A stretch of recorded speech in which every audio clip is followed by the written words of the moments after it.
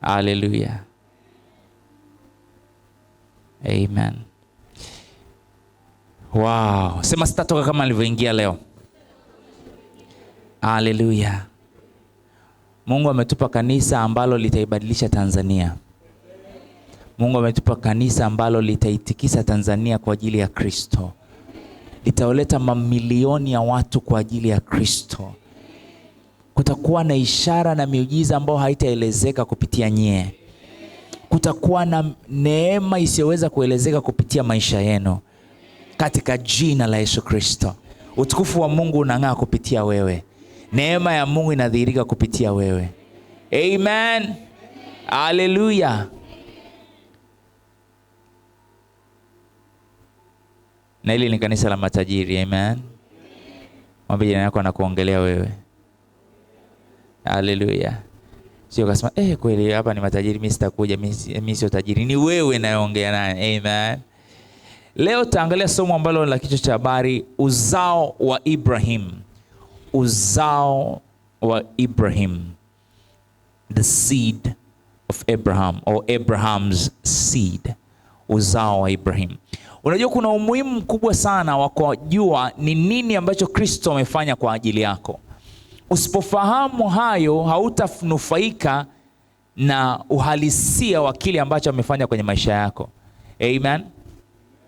Lakini ni mpango wangu kwamba kila mmoja mwanafamilia wa Christ Embassy kawe ajae maarifa ya nini Kristo amefanya kwake. Kitabu cha Mwanzo mlango wa 12 mstari wa kwanza.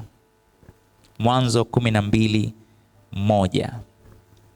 Fungua Biblia yako. Media wanatusaidia wageni ambao hawajaja na Biblia. Haleluya.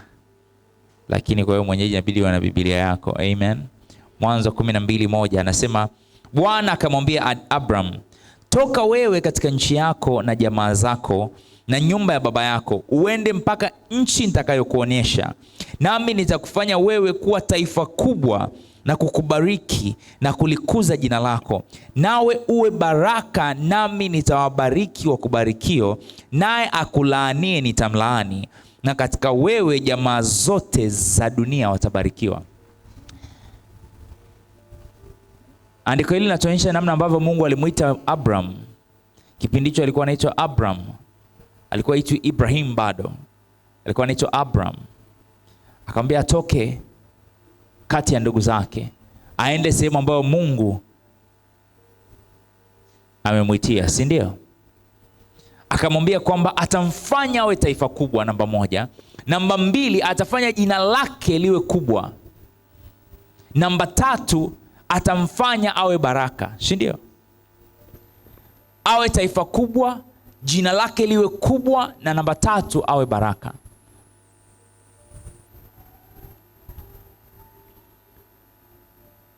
Maandiko yanasema uzao wa Ibrahim ni Kristo. Kristo ni uzao wa Ibrahim.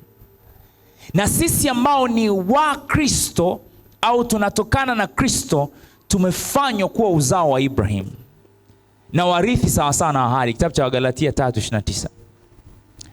Wagalatia 3:29. Wagalatia 3:29.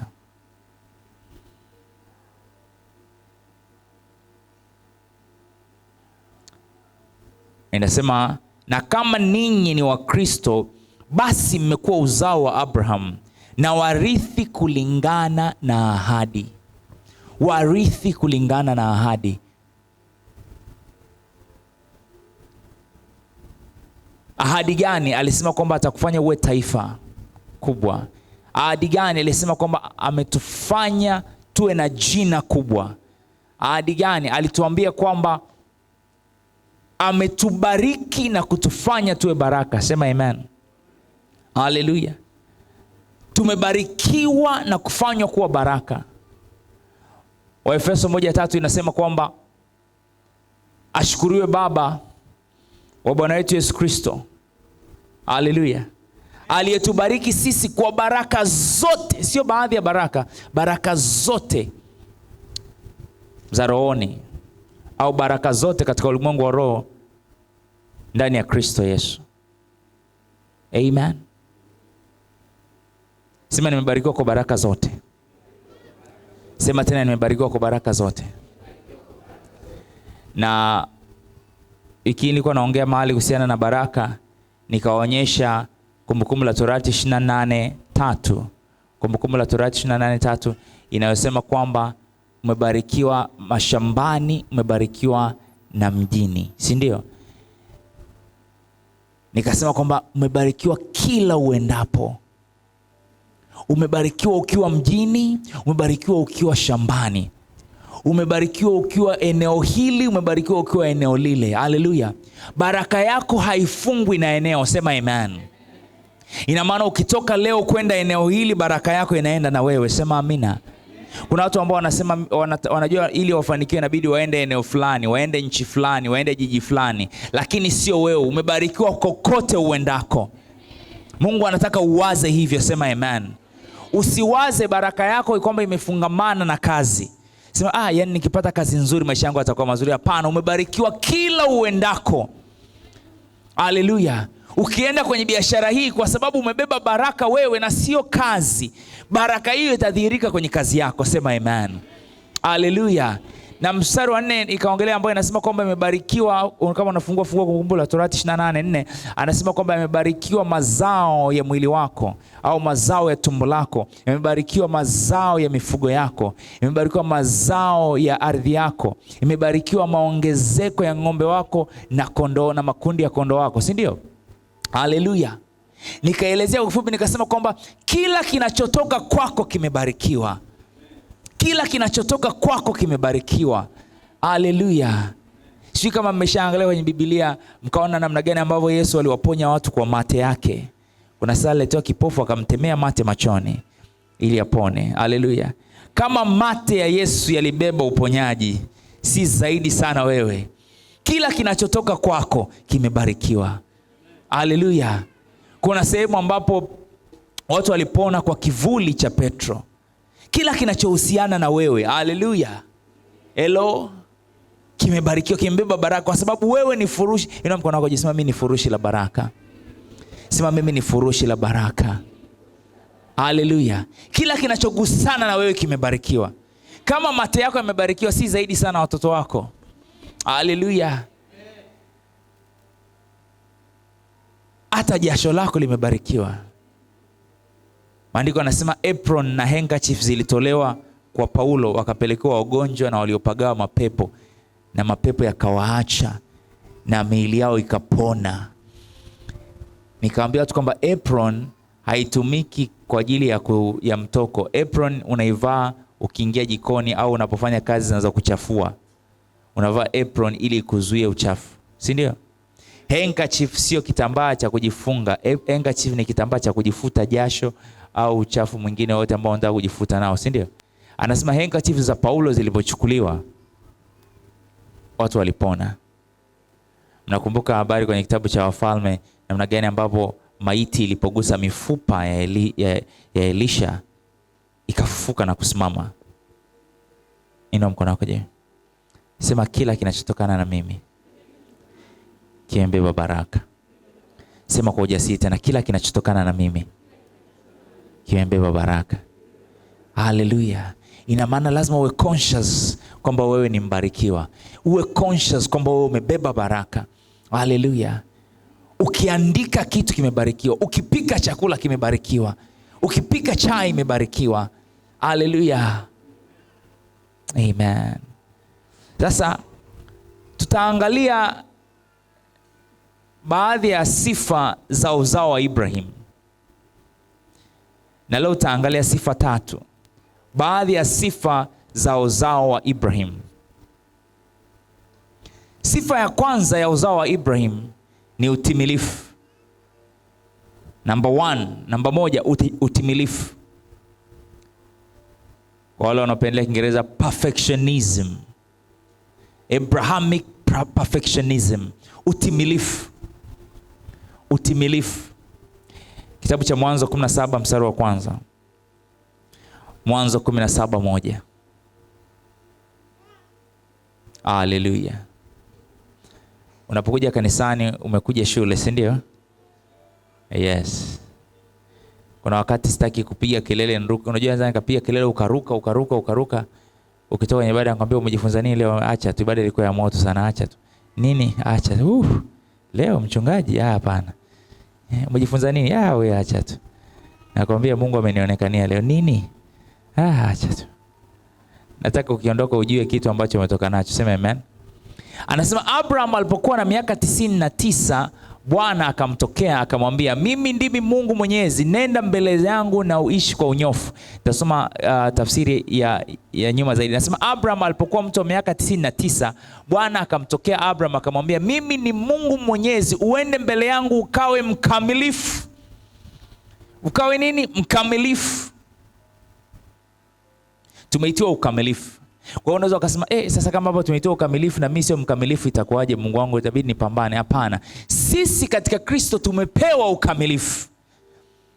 Abraham aliambiwa aende awe mkamilifu. Sisi Kristo akaja akatupa ukamilifu. Sema nimepewa ukamilifu. Sema tena nimepewa ukamilifu. Fungua kitabu cha Wakolosai mlango wa kwanza mstari wa 21. Wakolosai 1:21. Ukielewa kile Kristo alichofanya kwenye maisha yako, utaishi kwa ujasiri. Kwa sababu ngoja nikwambie mtu wa Mungu, katika Ukristo hatujitahidi kuwa chochote. Katika Kristo tunaishi kwa sababu tumeshafanywa. Hello? Alisema nifuateni nami nitawafanya. Hakusema nifuateni mjitahidi kuwa. Alisema nifuateni nami nitafanya nini? Nitawafanya. Na sisi tumeshamfuata, ametufanya. Sema amen. Na nitakuonyesha ambacho ametufanya. Ukisema kwenye Wakolosai 1:21, sio 11, 1:21. Hallelujah.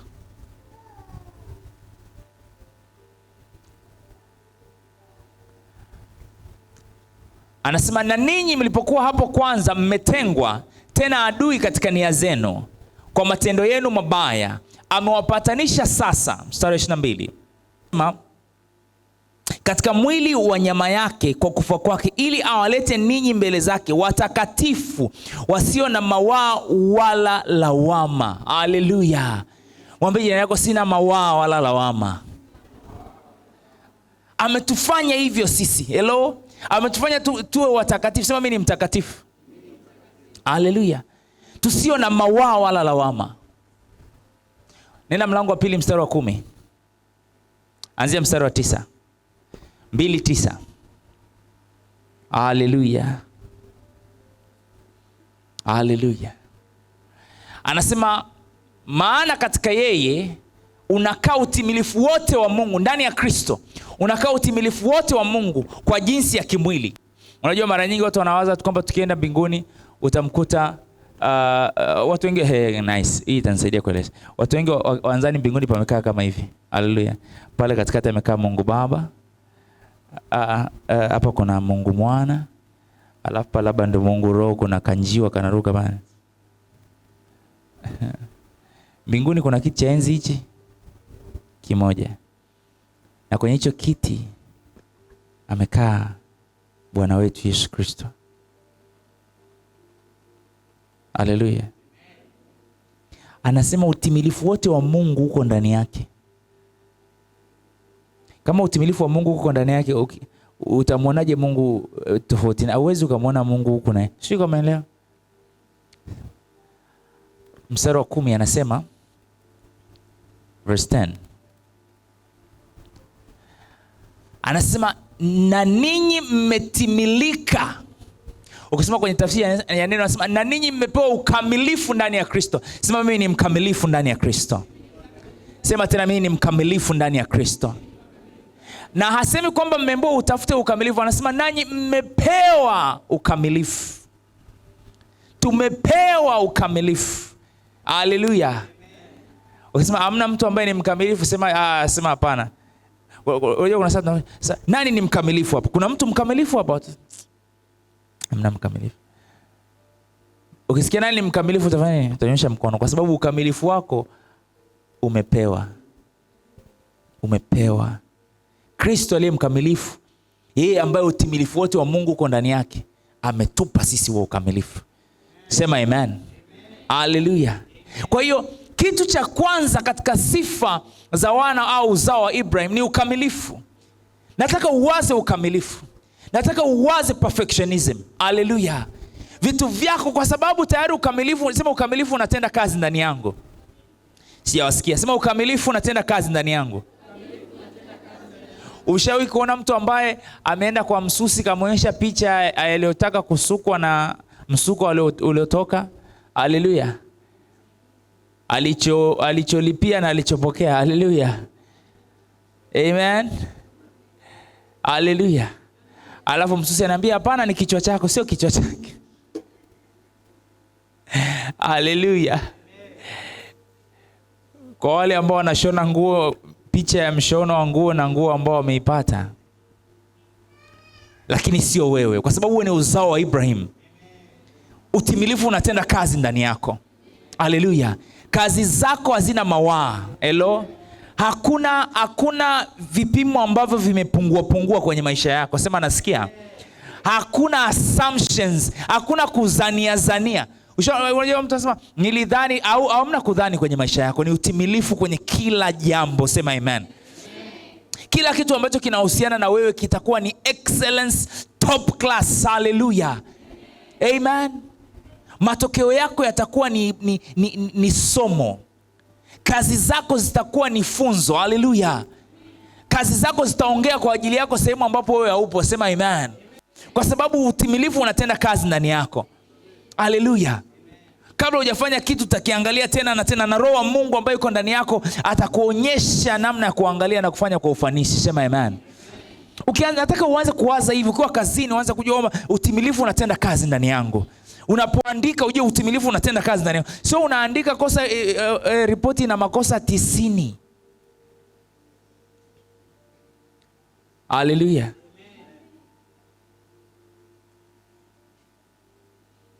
Kuna utimilifu kwenye maisha yako. Haijalishi nini unafanya. Haijalishi nini unafanya.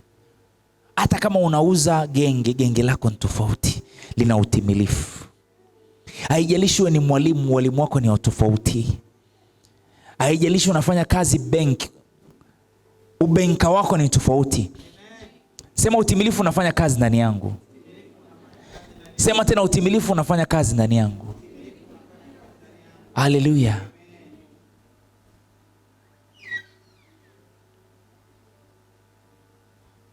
Hamna kazi nusu.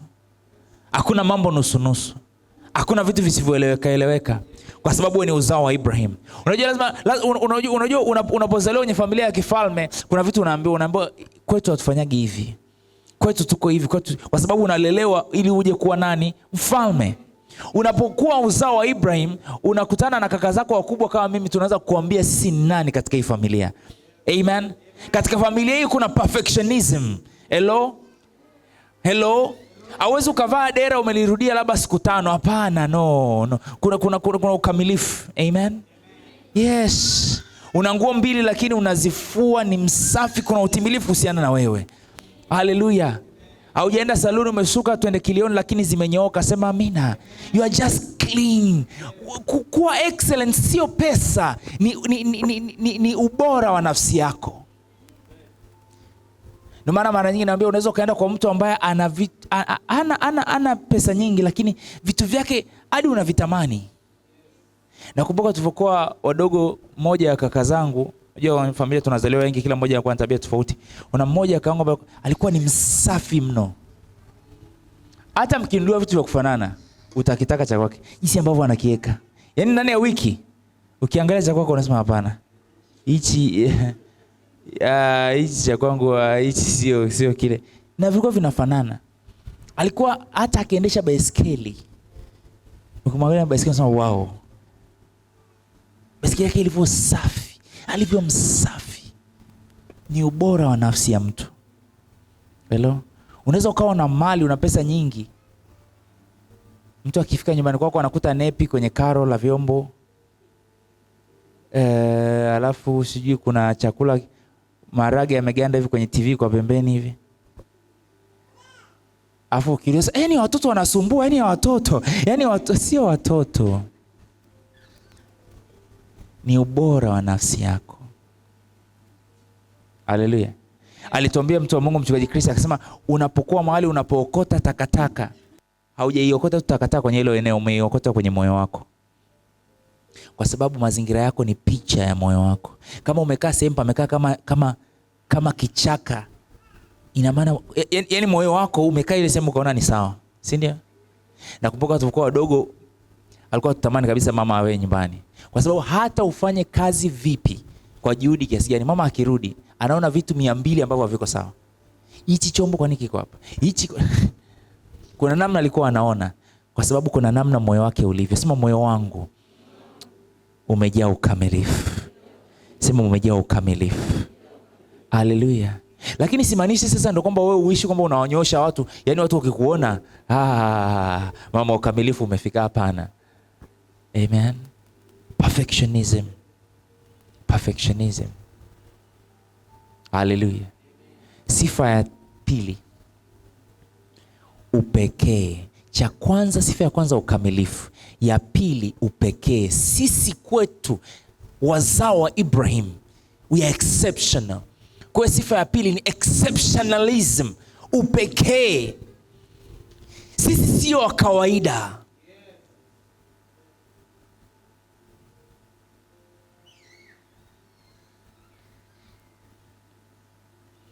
Pengine umekuwa ukiwaza kwenye maisha yako wewe ni wa kawaida. Nataka nikwambie wewe sio wa kawaida. Amen. Kuna mtu ambaye hadhani kama hata ukimkuta amependeza, kwambia umependeza leo. Unaambia sasa ili gauni ukijua bei yake, sasa nani kakuuliza bei ya gauni? Nani amekuuliza bei ya gauni?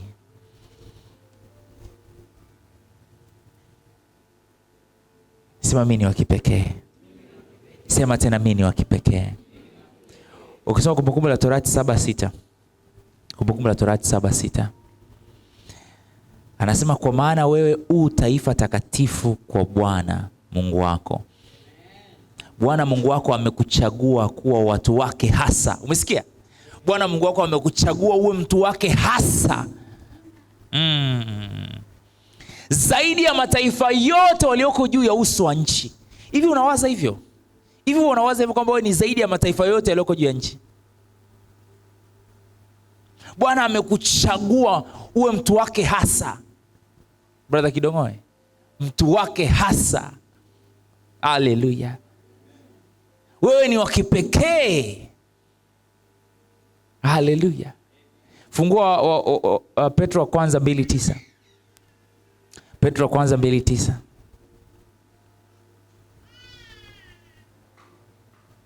Haleluya. Unajua mara nyingi watoto wa Mungu wamesikia yani wakiwa kwenye sehemu ya kusikia neno la Mungu, nyundo za maonyo zimeshuka juu yao kiasi kwamba wamekuwa, umeshawahi kumwona mbwa ambaye ameteswa? Ushawahi kuona mbwa ambaye anateswa na mmiliki wake? Ushawahi kuona mbwa ambaye ameteswa? Mbwa aliyeteswa kwa mfano akiwa amekaa hivyo, mmiliki wake hata akisimama tu mbwa anataka kukimbia, maana hajui kama anataka kupigwa. Kwa kuna watu ambao pengine wanamwona Mungu ni kama mmiliki ambaye anapiga mbwa wake. Kwa kila saa yani hata ukaa kanisani unakaa unasema yani leo yani nikitoka salama leo Mungu anisaidie. Maana unajua utashughulikiwa. Mwambie yako Mungu ni baba yako. Mwambie yako tumwambie Mungu ni baba yako. Na anataka ujue kwamba wewe ni wa pekee. You are exceptional. Petro wa kwanza 2:9. Anasema bali ninyi ni uzao mteule. Uzao mteule. Haleluya. Uzao mteule. Uzao mteule. Sio uzao wa kawaida, uzao mteule. Haleluya. Kwa wale ambao mnaendaga kununua labda mifugo, unasema nataka aina fulani. Kwa sababu kuna aina fulani ya ng'ombe unataka, kuna fulani ya kuku unataka. Anasema katika viumbe, katika wanadamu, anasema wewe ni uzao nini? Mteule. Ukuhani wa kifalme, maana yake wewe ni familia ya kifalme ambao pia una ukuhani ndani yako. Haleluya. Anasema taifa takatifu, watu wa milki ya Mungu. Ndio ile pale anasema watu wake hasa, watu wa milki ya Mungu. Haleluya.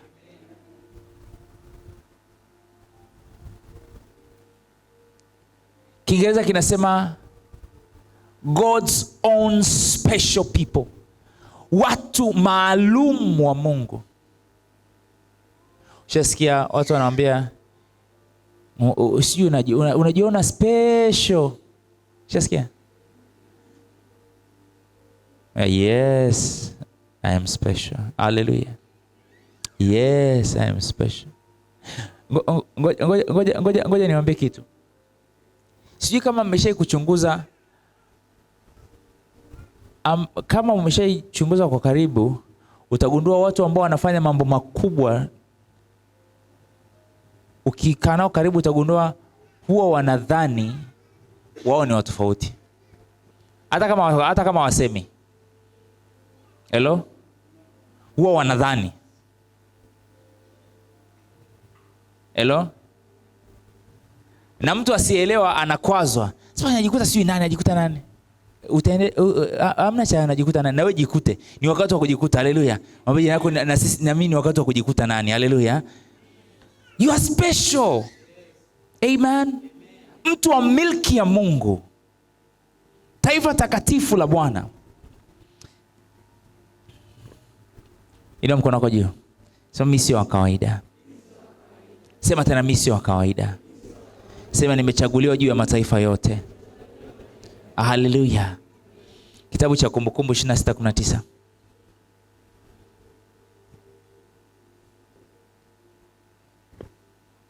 Kumbukumbu 26:19. Anasema ametangaza kwamba atawaweka juu kuliko mataifa mengine aliyoyafanya katika sifa, kuwa fahari na heshima, na kwamba mtakuwa taifa takatifu kwa Bwana Mungu wenu kama alivyoahidi. Anasema kwamba ametuinua juu ya mataifa yote katika mambo matatu. Cha kwanza sifa, cha pili fahari, cha tatu heshima. Tafsiri nyingine inaongelea kuhusiana na jina. Haleluya. Ametuinua 26:19. 26:19. Haleluya. Juu ya mataifa yote. Kama umeinuliwa juu ya mataifa yote, nataka uanze hivi. Haleluya. Ukienda kufanya biashara mahali au hujaje kushindana, wewe umekuja kutamalaki. Sema amen. Kwa sababu umeinuliwa juu ya mataifa yote. Anasema kwa sifa na jina na heshima. Sifa zako ni juu ya mataifa yote. Jina lako ni juu ya mataifa yote. Heshima yako ni juu ya mataifa yote. Sema amen. Nataka unapoingia kazini Jumatatu kesho, anza kuongea hivi anza kuongea na nafsi yako mwenyewe. Haleluya. Mimi sio wa kawaida. I am exceptional. Perfectionism, utimilifu unatenda kazi ndani yangu. Mimi ni wa pekee. Mimi niko juu ya mataifa yote. Haleluya. Isaya 62 mstari wa 11. Isaya 62:11. Wewe ni uzao wa Ibrahim. Wewe ni uzao wa Ibrahim. Kristo amekufanya uwe uzao wa Ibrahim. Hataki uwaze kama mtu wa kawaida. Hataki ufikiri kama mtu wa kawaida. Anataka uwaze na kufikiri kama vile ambavyo amekufanya. Anasema tazama Bwana ametangaza habari mpaka mwisho wa dunia. Hii habari ametangaza mpaka wapi? Mtikisha jirani yako mwambie imetangazwa mpaka mwisho wa dunia. Na mtangazaji ni nani? Bwana. Anasema mwambieni binti Sayuni. All right. Waambieni members wa Christ Embassy Kawe. Tazama wokovu wako unakuja. Tazama thawabu yake iko pamoja naye na malipo yake yako mbele zake. 12.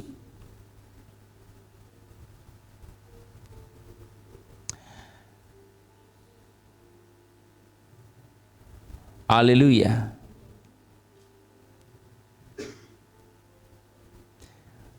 Anasema wataitwa watu watakatifu, waliokombolewa na Bwana. Waliokombolewa na Bwana. Nawe utaitwa aliyetafutwa, mji usioachwa tena. Haleluya. Anasema utaitwa aliyetafutwa. Sema anaitwa aliyetafutwa. Utaitwa aliyetafutwa. Haleluya.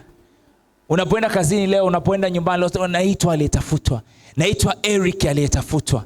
naitwa Eric anayetafutwa. Biashara yangu inaitwa fulani inayotafutwa. Haleluya. Bidhaa zangu zinaitwa X zinazotafutwa. Haleluya. Anasema utaitwa yeye aliyetafutwa, mji usioachwa tena. Haleluya. Hakuna kuachwa tena kwenye maisha yako, sema amen. Hakuna kuachwa tena kwenye maisha yako, sema amena. Maana wewe ni wa kipekee. Wewe ni wa kipekee. Ili Mungu abadilishe maisha ya mtu, ni muhimu akabadilisha namna anavyoona na kuwaza. Unajionaje? Ni muhimu sana.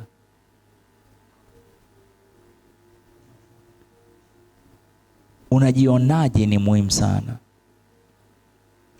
Unajua kuna watu ambao wako kwenye mahusiano ambayo wangekuwa wanajiona katika jicho sahihi wasingekuwa kwenye mahusiano. Haujaolewa, kuna kaka anakusumbua na hajakuoa. Ukianza kujiona kama mzao wa Ibrahim, hawezi kuvumilia ya maisha, sema amen. Haleluya.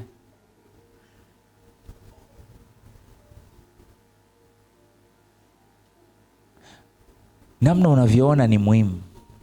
Namna unavyowaza ni muhimu. Ili tuweze kubadilisha maisha yako, lazima tubadilishe namna unavyowaza. Tusipobadilisha namna unavyowaza, maisha yako yatabaki hivyo hivyo. Hivyo unajua maisha ya mtu hayaamuliwi kwa muonekano wake wala kwa mwili wake. Kuna mtu unaweza kumuona ana mwili, ukimwangalia angefaa kuwa rais, lakini ukiongea naye, hauje kuongea na mtu, hauje kumuona mtu ukavutiwa naye, alafu uvoongea naye ukagundua oh God, nimetokana naye wapi huyu mtu? Maana alipoongea na wewe ukagundua ndani yake hamna kitu, si ndio? Lakini unaweza kukutana na mtu hana muonekano, wakati ukimwangalia uwezo kadhani, lakini ukimsikiliza, ukiongea naye, unagundua na utofauti kwa sababu ya namna anavyowaza, namna anavyojiona. Amen. Na Mungu anataka ujione wewe kama uzao wa Ibrahim. Ujione kwamba utimilifu unatenda kazi ndani yako. Haleluya. Utimilifu unafanya kazi ndani yako. Ujione kwamba wewe ni wa pekee. Ujione kwamba wewe sio wa kawaida. Bidhaa zako sio za kawaida. Maisha yako sio ya kawaida.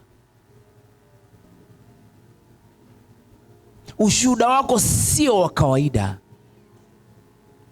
Umetofautishwa. Haleluya. Umetofautishwa. Kwa sababu wewe ni uzao wa Ibrahim.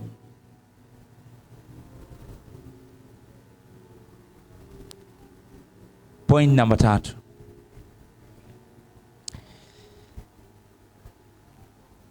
Kutanuka au kuongezeka.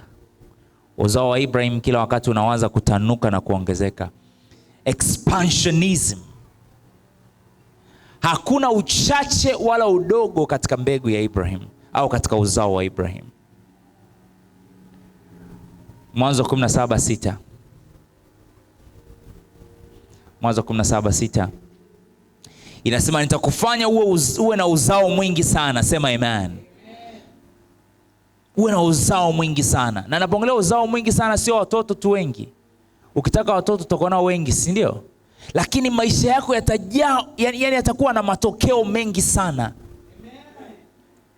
Nitakufanya uwe na matokeo mengi mno. Uzae kwa wingi sana. Ubongo wako, ufahamu wako utazaa, midomo yako itazaa, mikono yako itazaa. Haleluya. Tumbo lako litazaa. Ardhi yako itazaa, biashara zako itazaa. Kila kinachohusiana na wewe akitakuwa mbali na utasa, sema amen. Anasema nitakufanya uwe na uzao mwingi sana, nami nitakufanya kuwa mataifa. Sio uwe taifa, anasema wewe utakuwa ni mataifa. Maana yake wewe ni community of nations. Nitakufanya wewe uwe mataifa, sema amen. Nitakufanya wewe uwe mkusanyiko wa taasisi. Haleluya. Napoongea na wewe nachora picha kwenye ufahamu wako. Kama mchoraji stadi nachora picha kwenye ufahamu wako. Haleluya. Kwamba uwe maisha yako yawe ni mkusanyiko wa taasisi. Mkusanyiko wa makampuni. Haleluya. Mkusanyiko wa mataifa, sema amen. Anasema kwamba na wafalme watatoka kwako. Ndio maana nikamwambia Mungu, kamwe, niliposoma ile andiko nikasema kamwe sitachunga mshirika maskini. Mbona hujasema amen? Au unataka uwe maskini? Haleluya. Na wakati nasema hivyo, sikusema hivyo kwamba watakuja nitawachunga watakuwa wanakuja matajiri. Hapana. Yeyote atayekuja kwangu, yeyote atayekuwa mwanangu kilo, atakuwa ni mfalme. Haleluya. Atakuwa ni mtawala. Usikubali unyongo, wewe ni uzao wa Ibrahim. Vinavyozaliwa kwako ni wafalme. Watoto wako ni wafalme. Mawazo yako ni mafalme. Haleluya. Kila kinachohusiana na wewe, anasema wewe utakuwa ni mkusanyiko wa mataifa. Sikiliza mtu wa Mungu, ongea hivi bila kujalisha nini kinaendelea kwenye maisha yako. Naongeaga hivi nikiwa naongea na watu, nahubiria watu 2, nikiwa nahubiria watu 10, nikiwa nahubiria watu 100, 200, ukiri wangu uko pale pale. Haleluya. Anasema atakufanya uwe na uzao mwingi sana. Anasema kwamba mataifa yatatoka kwako. Nao wafalme, anasema kwako vitatoka vitu vya aina mbili. Either kinakuwa mataifa au inakuwa wafalme. Haleluya. Mataifa au wafalme. Haleluya. Biashara yako lazima iwe falme katika hilo eneo, sema amina. Mawazo yako, bidhaa zako, ukitengeneza bidhaa, hiyo bidhaa lazima iwe king products. Lazima iwe bidhaa falme kwenye hiyo tasnia. Sio bidhaa fulani ambayo unasema msiponunua na mimi, yani msipoinua bidhaa nyewe sio rafiki zangu. Achana bidhaa za staili hiyo ambao kwamba watu wasiponunua sio rafiki zako. Bidhaa ambayo hata mtu asiyokupenda anaiagiza. Haji kudukana lakini anaiagiza hii bidhaa ilivyo nzuri. Haleluya. Yes. Sio bidhaa inayonunuliwa kwa vitisho. Yani kama kweli, yani kwanza tunasali wote. Hivi unajua yani tunasali wote, yani nakwambia msinichezee, mimi nawaambia msinichezee. Yani mimi siwezi nikaanzisha biashara nyinyi ndio watu wangu wa kwanza mnisupport. Sio hivyo. Haleluya. Amen. Haleluya. Kila kinachozaliwa kwako kinageuka kuwa mataifa. Kinageuka kuwa wafalme. Lazima mwana wa Ibrahim, mzao wa Ibrahim lazima awaze expansionism. Anaweza akawa ameanza na bidhaa 2 3, lakini anawaza namna ya kuziongeza, namna ya kuongezeka, namna ya kufungua sehemu nyingine, namna ya kufungua sehemu nyingine. Haleluya. Anawaza expansion. Anawaza expansion kwenye utoaji wake. Anawaza expansion kwenye kuvuna nafsi. Tumekaa hapa. Haleluya. Christ Embassy Kawe ilitokana na seli ya mtu mmoja, ambayo seli ilizaa makanisa mawili, Christ Embassy Kawe na Love World Arena 2. Makanisa mawili yalitoka kwenye seli ya mtu mmoja. Kwa nini? Kwa sababu nawaza expansion. Nawaza expansion. Je, unapoanza kuongezeka itakuwa rahisi? Hapana. Haitakuwa rahisi. Kuna saa unajua wewe ni mwanangu, kuna saa hauji kanisani au utokei, na hata ukiulizwa unasema acha tu nilikuwa kazini, au hata ujibu. Kuna changamoto. Lakini kwa sababu mimi ni mzao wa Ibrahim, siruhusiwi kuwa mchache wala duni, sema amen. Haleluya. Pesa zako zinaongezeka. Haleluya. Biashara zako zinaongezeka. Haleluya. Chochote kinachohusiana na, unawaza expansion, unawaza ongezeko. Sema nawaza ongezeko kwenye kila eneo la maisha yangu, kwa sababu mimi ni mzao wa Ibrahim. Haleluya. Isaya 60 mstari wa 22. Isaya 60:22. Haleluya. Isaya 60:22 inasema aliye mdogo zaidi atakuwa 1000. Haleluya. Amen.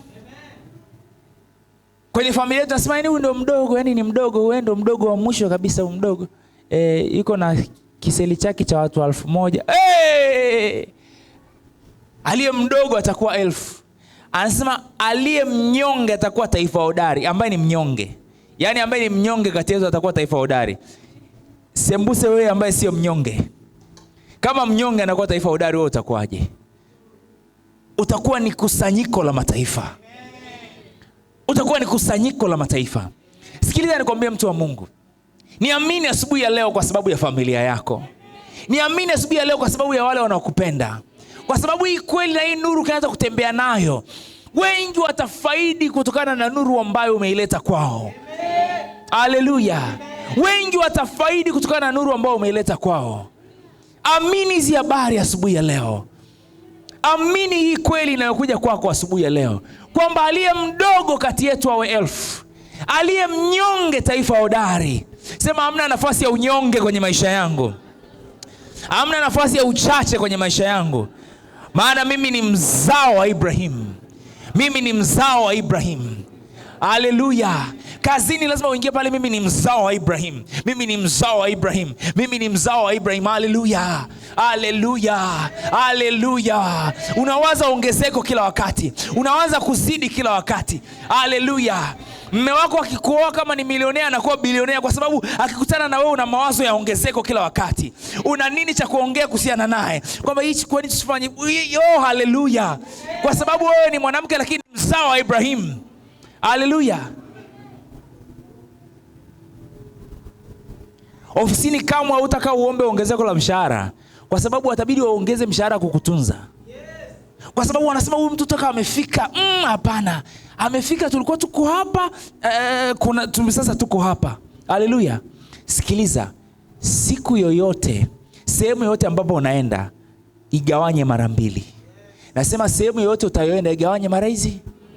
Kuwe na kabla na baada ya ujio wako. Lazima kuwe na mpasuko popote unapoingia. Ni kwenye kazi mpasuko, kabla na baada. Ni umeolewa mpasuko, kabla hajakuoa na baada. Haleluya. Of course kuna wengine kuna mpasuko kweli, kuna baada, lakini hiyo baada sasa sio baada nzuri. No. Baada yako ni kubwa zaidi. Kwa sababu wewe ni mzao wa Ibrahim. Unawaza ongezeko, sema amen. Haleluya. Unawaza kutanuka. Unawaza kuenea. Unawaza kuvuna nafsi. Tukikuweka mahali kama nafsi moja, tunajua tukikuacha hapo tunarudi tunakuta kanisa. Hello. Sio kwa tukiweka hapa mtu mmoja tukirudi tunakuta hata wewe na Ukristo Haleluya. Sema mimi ni mzao wa Ibrahim.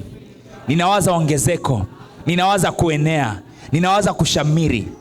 Hivi unajua kuna aina fulani ya majani, zamani tulikuwa wadogo, sio kama sasa hivi hapo, lakini atakuwa of course hapa. Zamani kuna aina ya majani ambayo yakianza kuota nyumbani, mzazi anakuombea haraka yatoe ya majani. Kwa sababu kuna majani ambayo yanaenea haraka, yaani ukiacha kidogo tu utayakuta kila mahali. Si ndio? Ndivyo ulivyo. Unawaza ongezeko kila wakati. Unaongezeka kila wakati. Sema amen. Zaburi ya 71:21.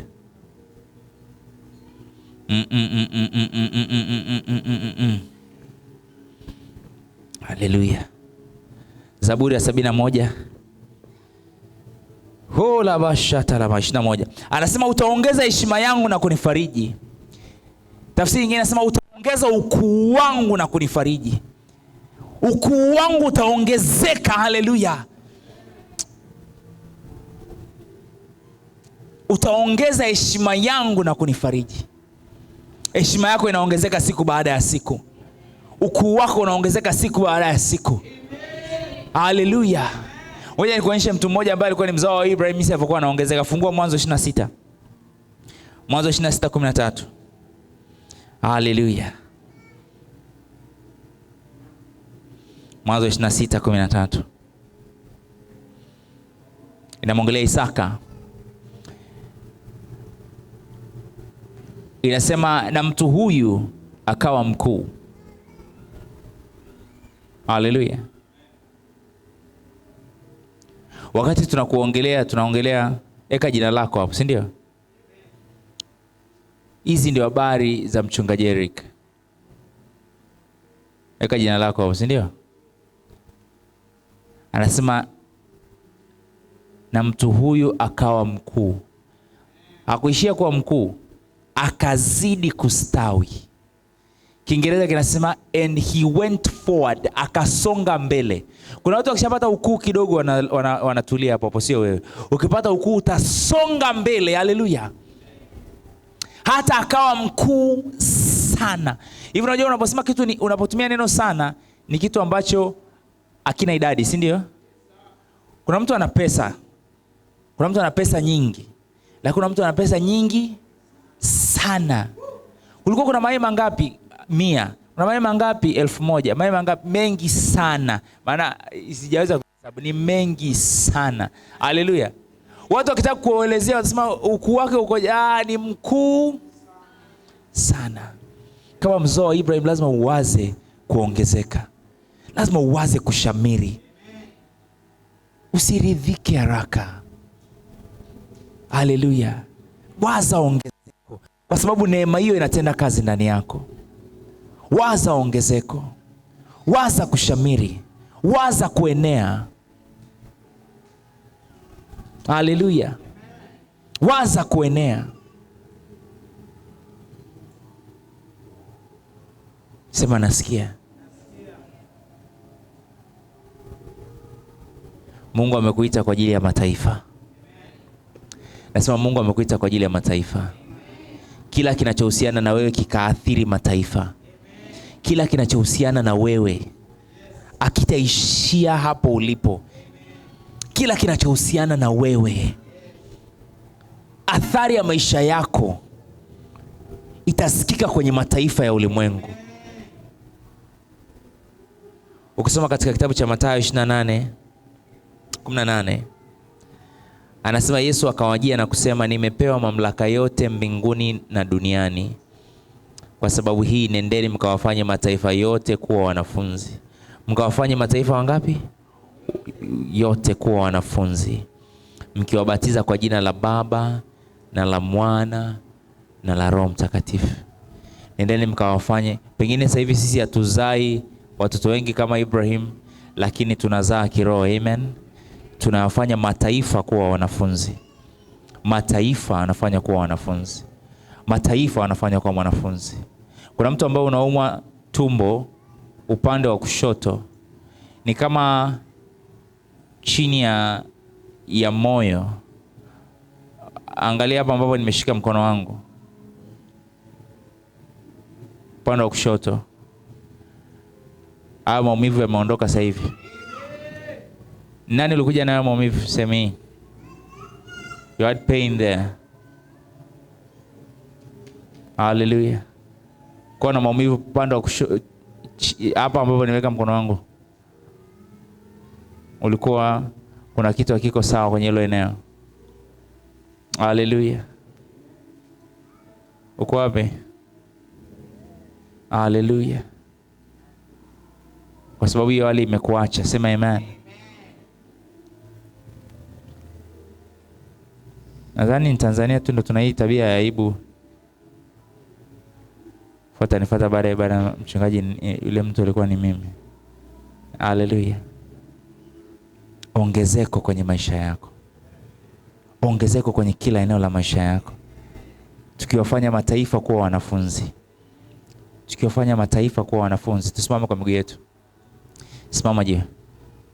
Tukiwafanya mataifa kuwa wanafunzi. Injili ya Kristo ikienea na kusambaa kupitia sisi.